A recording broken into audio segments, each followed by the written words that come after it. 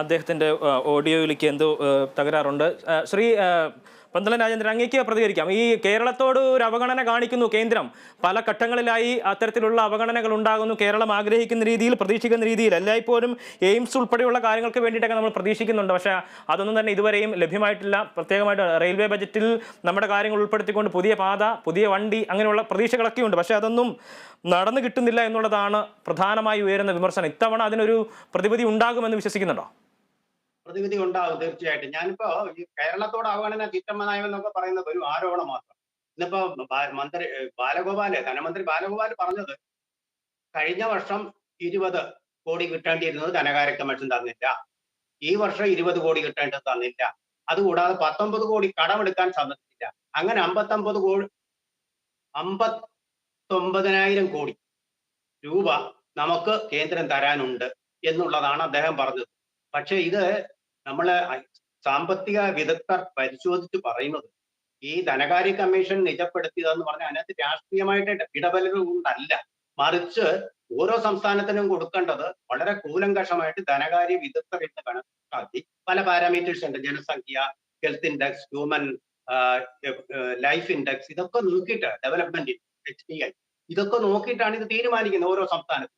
അതനുസരിച്ച് BJP ഭരിക്കുന്ന പല സംസ്ഥാനങ്ങളിലും അത് കുറച്ചിട്ടുണ്ട്. കേരളത്തിലും അത് കുറച്ചിട്ടുണ്ട്. കാരണം കേരളം വളരെ മുന്നോട്ട് പോയി വികസനത്തിന്റെ കാര്യത്തിൽ. അപ്പൊ അവിടെ കുറയും. അത് പണ്ടും ഉണ്ടായിട്ടുള്ള ഒരു പരാതി മാത്രമാണ്. അല്ലാതെ കേന്ദ്ര ഗവൺമെന്റ് രാഷ്ട്രീയമായിട്ട് ചിട്ടമനയം പുലർത്തുന്നതിന്റെ അല്ല. പിന്നെ 3.8% ഉണ്ടായിരുന്നത് 1.9%ലേക്കാണ് കുറച്ചിരിക്കുന്നത്. അതെ, അത് വികസനം മുന്നോട്ട് പോകുമ്പോൾ ഇതൊരു വലിയൊരു, ശരിക്കും പറഞ്ഞാൽ അതൊരു വൈരുദ്ധ്യം തന്നെയാണ്. വികസനം മുന്നോട്ട് പോകുമ്പോൾ ഈ സഹായം കുറയുന്നു. ഇന്ത്യയിലെ എല്ലാ സംസ്ഥാനങ്ങളും ഒരുപോലെ വികസിക്കണം. അതാണല്ലോ ഒരു ഈഗാലിറ്റേറിയൻ ഔട്ട്ലുക്ക് എന്ന് പറയുന്നത്. കേരളവും അത് GST വിഹിതത്തിൽ മാത്രം കാര്യമാണ് ഞാൻ ഈ പറഞ്ഞത്. ഈ 3.8% ഉണ്ടായിരുന്നു 1.9% GST വിഹിതവുമായി ബന്ധപ്പെട്ടിട്ടുള്ള കാര്യം മാത്രമാണ്. ബാക്കിയുള്ള ചില കാര്യങ്ങൾ കൂടി ഉണ്ട്.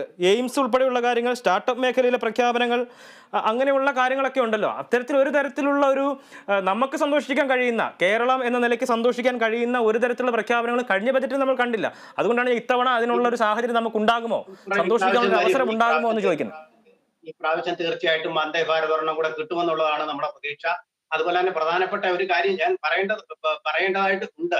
അതായത് ഈ GSTയുടെ കൗൺസിൽ എന്ന് പറയുന്ന കേന്ദ്ര ഗവൺമെന്റിന്റെ അല്ല, രാഷ്ട്രീയമായിട്ടുള്ള കൗൺസിലല്ല, കേരള ധനമന്ത്രി കൂടി ഉൾപ്പെടുന്നതാണ് അതിന്റെ കൗൺസിൽ. അവരെടുക്കുന്ന തീരുമാനങ്ങളാണ് നടപ്പാക്കുന്നത്.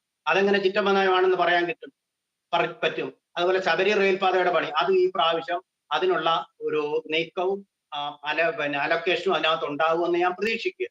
ഈ കാര്യങ്ങൾ ഉണ്ടാവും. അതുപോലെ തന്നെ ബാങ്കുകളുടെ സ്വകാര്യവൽക്കരണം മുന്നത്തെ ബജറ്റിൽ പ്രഖ്യാപിച്ചതാണ്.